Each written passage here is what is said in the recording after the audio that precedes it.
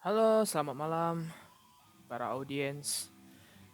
Perkenalkan saya Ahmad Haris Azaki dan pada kesempatan kali ini saya akan mencoba untuk meniru suai salah satu pidato tokoh terkenal ya.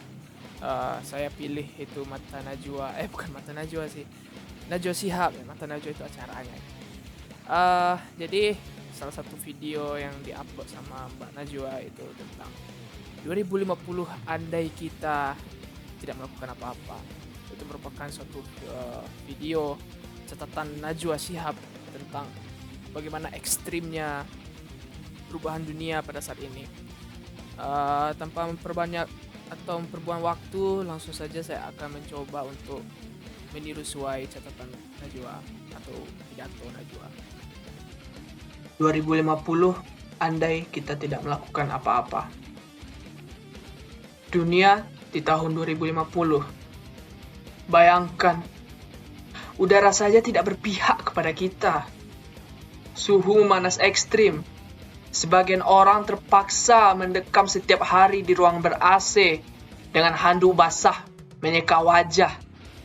Mata terus berair dan kita hanya dapat tertidur di setiap subuh karena cuma itu waktu yang cukup sejuk. Di luar rumah tembok kita, peningkatan suhu menyebabkan kekeringan parah di banyak belahan dunia. Hanya orang kaya yang bisa membayar air.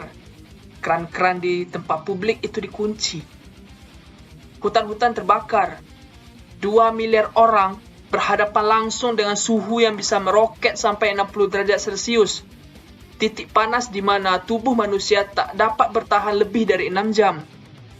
2050, permukaan laut naik drastis menyebabkan badai ekstrim.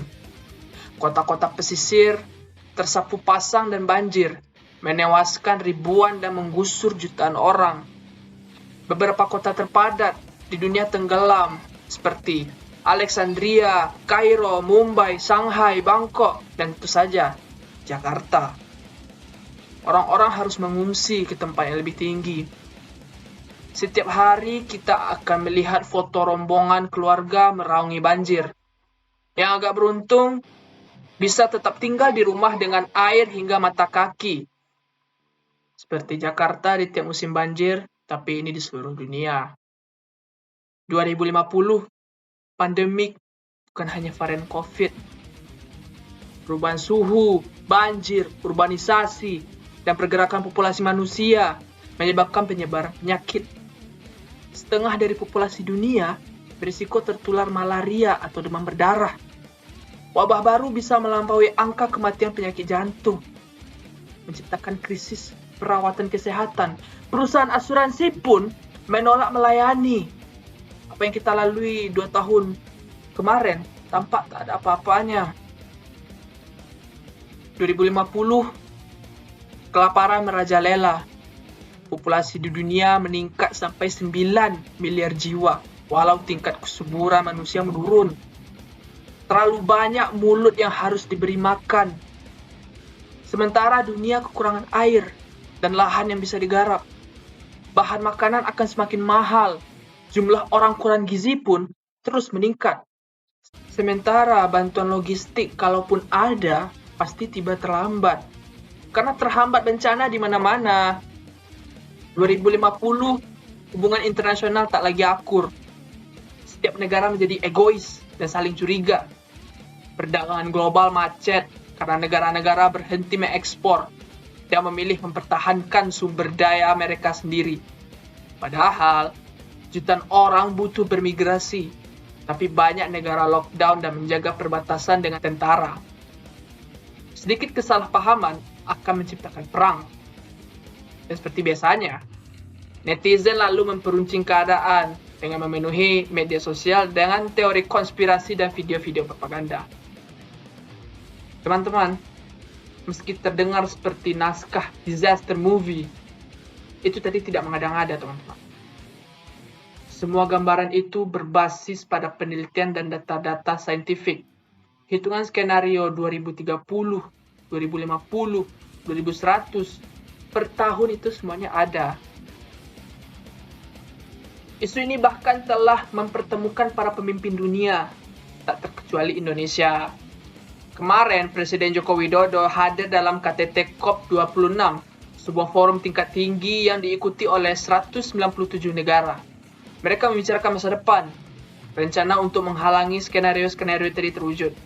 Memang sulit, karena masing-masing negara punya kepentingannya sendiri. Akan ada tarik ulur yang berbelit-belit, tapi kesepakatan harus dilaksanakan. Dunia harus melakukan pengurangan karbon secara progresif, mencapai 0 emisi segera. Ya, segera. Negara-negara maju secara historis lebih bertanggung jawab, harus mau membantu pendanaan negara-negara lain untuk memerangi krisis iklim. Dunia berpacu kepada waktu. Gelisah tidak akan menghalangi 2050 sampai di kalender kita. Kita harus serius pelajari isu ini, termasuk mengawal kebijakan dan langkah-langkah pemerintah. Sorotan terhadap COP26 menegaskan Indonesia, selama tinggal di planet yang sama ya tentu, tidak terbebas dari risiko maupun tanggung jawab. Ada yang bisa kita lakukan sebagai individu, tentu saja itu perlu. Namun rangkaian kebijakan negara yang berdampak signifikan itu yang paling dibutuhkan. Itu yang paling kita butuhkan segera. Kita tidak bisa memilih planet, tapi masa depan bisa. Sekian tiru suai salah satu pidato yang disampaikan atau dibacakan oleh Najwa Shihab.